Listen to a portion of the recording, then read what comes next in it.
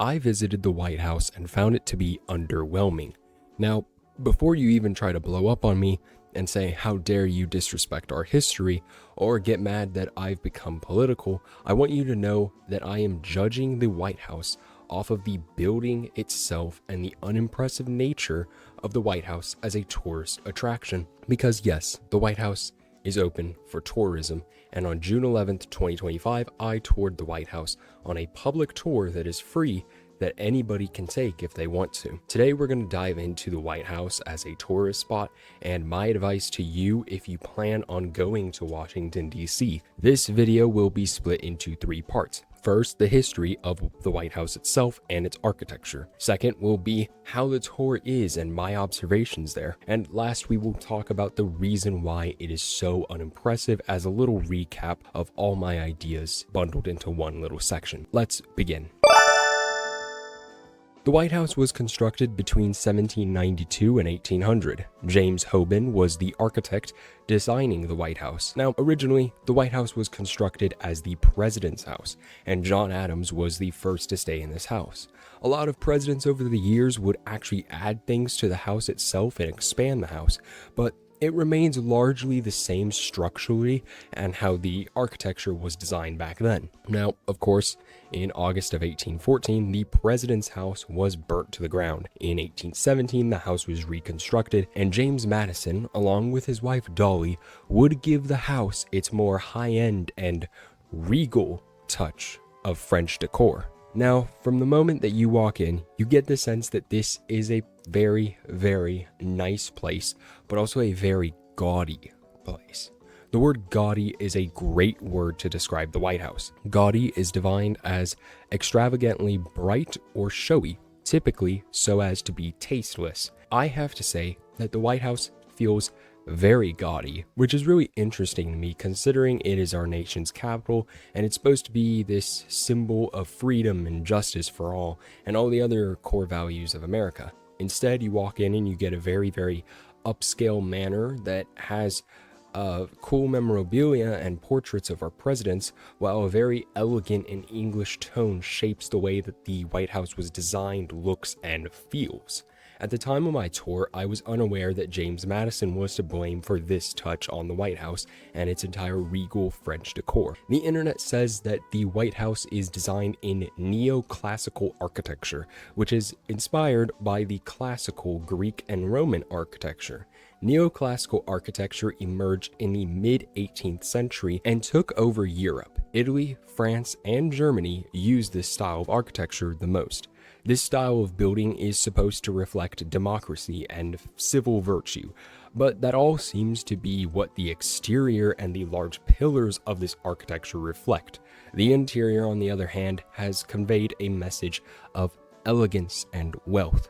Now, trust me, I'm not trying to make any political statements here. I'm just pointing out what I and my group I traveled with thought as we made our way through the White House, and it was really striking, to see this large, grand rooms that, feel like something that an English monarch would have built. It's really weird when you're there at the White House and you get that impression. At the same time, though, it makes complete and total sense since the founding fathers were quite wealthy and influenced by Europe. Okay, but aside from the gaudy nature, what is there to do with the White House? First and foremost, it should come as no surprise that in DC, you have a lot of security checks and clearances. When you visit the White House, expect about 30 minutes of security checks before you enter the building. The White House is open to all, but only the East Wing and residents. You get to see things like the Vermeil Room, China Room, Kennedy Garden, and the State Dining Room. Most of these rooms are filled to the brim with portraits of our presidents and have some sort of a preservation for how they would have looked back in the day when they were more regularly used. One thing that did stand out to me is how short the tour is itself. It takes you maybe 20 to 30 minutes to get through the White House, when you spend 30 or possibly 40 minutes to get in. The tour is very, very short and to the point, which is understandable since you only have one wing open and most of the areas are roped off so the public, doesn't destroy the furniture, but it's also kind of frustrating. Interestingly enough, it seems like whoever is in office has very, very, very little control over stylizing the part of the White House, the East Wing, that you get to go through. Sure, if you go right now, there are a few portraits of First Lady Melania Trump and President Trump, but it's not overflowing with displays of their accomplishments. Instead, the White House displays more of the history of our nation and contains, for the most part, presidents prior to the 20th century. It makes sense that most of the focus would be placed on those presidents since, they were the oldest ones and the ones with the most history. Aside from some screens that display a short showing you the strengths of previous administrations, you have a tour that's mostly focused on the founding fathers who would have lived in this sort of area and use this on a more daily basis. The weird thing is that the White House barely acts as a history museum and more of a concrete building that preserves what rooms were used back then, with the occasional portrait of JFK, Reagan, Obama, or Trump. It's really, really bizarre to me since I thought, the tour would be longer, showing you more history of our nation and of the building and, certain presidencies. Instead, you kind of just walk around and get to see what was used, and you don't really get to explore that. Now, don't get me wrong, the tour does have cool stuff to see, like the ballroom and the architecture itself, but it's also a bit of a letdown because you'd want to see more. You'd want to go and, explore. You expect more when you go in there. You'd want to see items that the presidents have used, or maybe rooms that you could actually enter and, take photos in and get closer to like studies and desks and whatever. Instead, you have to view it from afar and look at it as if a glass or, plastic shield is dividing you from the room. Now, this all leads me to my final evaluation of the White House. When you enter a place such as the Capitol, you are stunned at the level of intentional thought and care put into the sculptures and art. When you go to the Library of Congress, you are stunned by the beauty of the architecture. But when you go to the White House, you just see very old and elegant rooms that come off as unimpressive and, just very old and dull.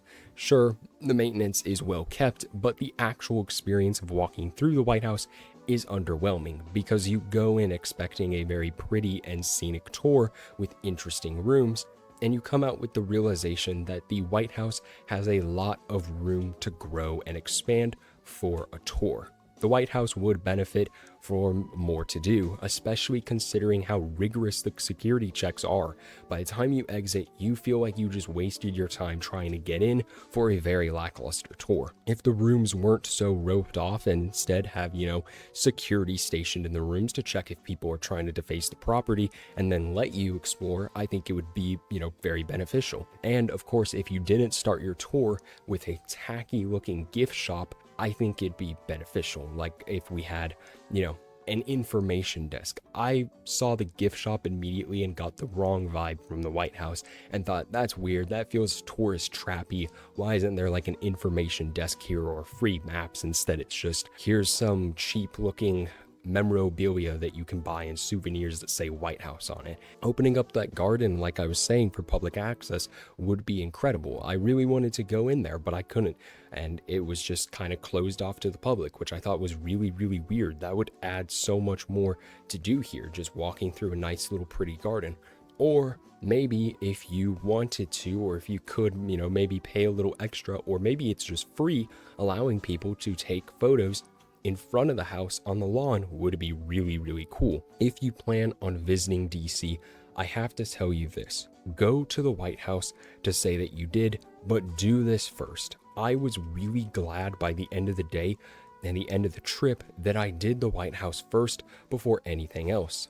If I did this after the Capitol, I would have been so much more disappointed and devastated about it. Instead, I did it before and still walked out slightly confused and disappointed in the lack of things to see or do.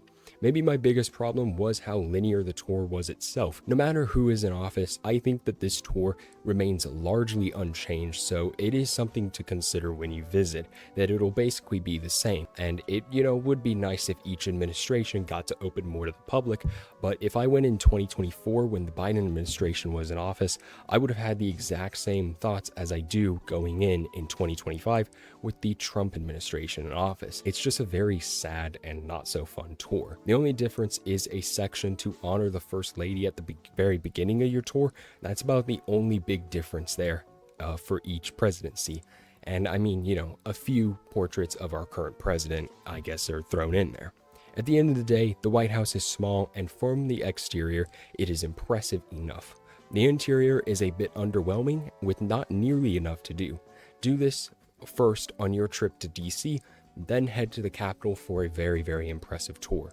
But I want to hear from you. If you've been to DC, what are your thoughts on the White House? Did you love it? Did you hate it? I need to know what you guys think about it. Am I out of touch, or am I making sense? Have a happy 4th of July and come back on Sunday for a brand new video.